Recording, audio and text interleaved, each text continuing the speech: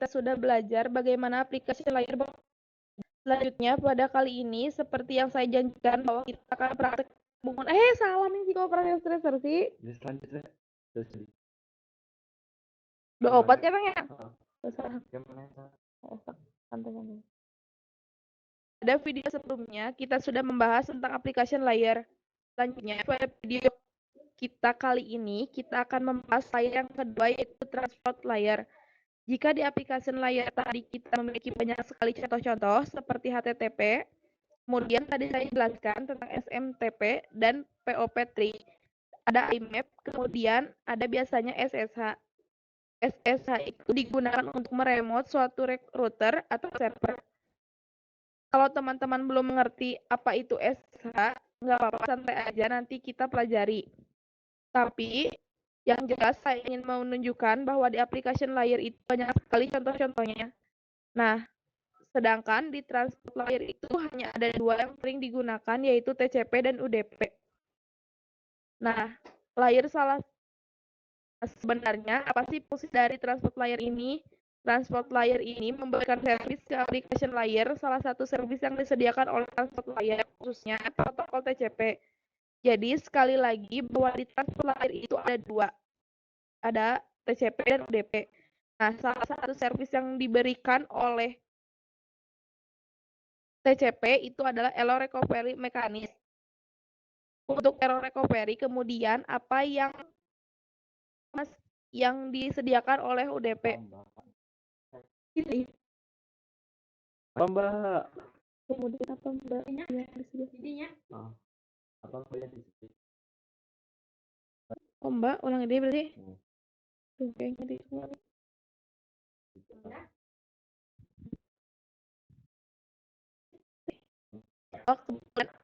Yang disediakan oleh UDP, nah itu akan kita pelajari lebih lanjut pada section berikutnya.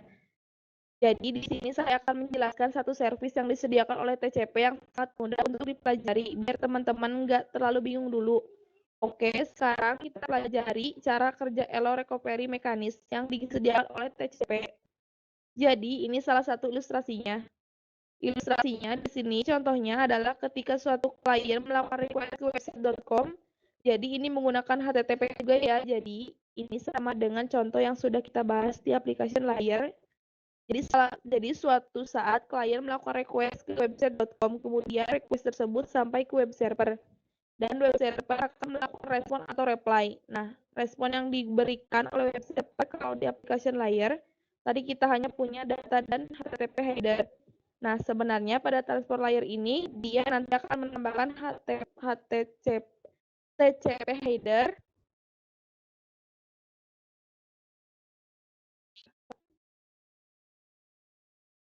seperti ini.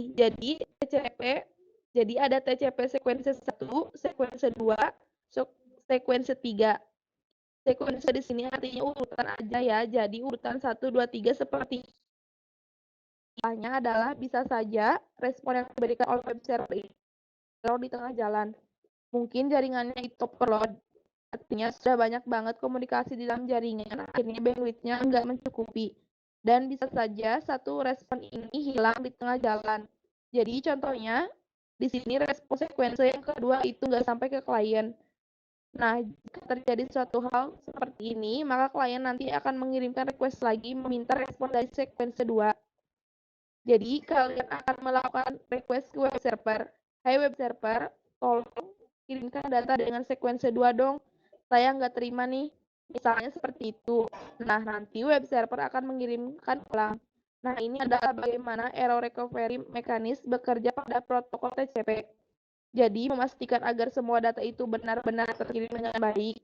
Jika ada data yang hilang di tengah jalan, maka kalian akan melakukan request ulang. Oke, seperti itu ya teman-teman. Jadi kesimpulannya adalah bahwa di transport layer itu fungsinya adalah memberikan servis kepada application layer. Dan salah satu servisnya yang disediakan oleh khusus TCP itu adalah error recovery mechanism. Itu agar kalau misal ada data yang error di tengah jalan, klien bisa melakukan request ulang terhadap data tersebut. Jadi kita bisa memastikan bahwa semua data itu pasti dikirimkan dengan sukses. Oke, saya rasa cukup untuk video kali ini. Pada video berikutnya kita akan membahas tentang TCP/IP layer ketiga, yaitu network layer. Sampai jumpa di video berikutnya.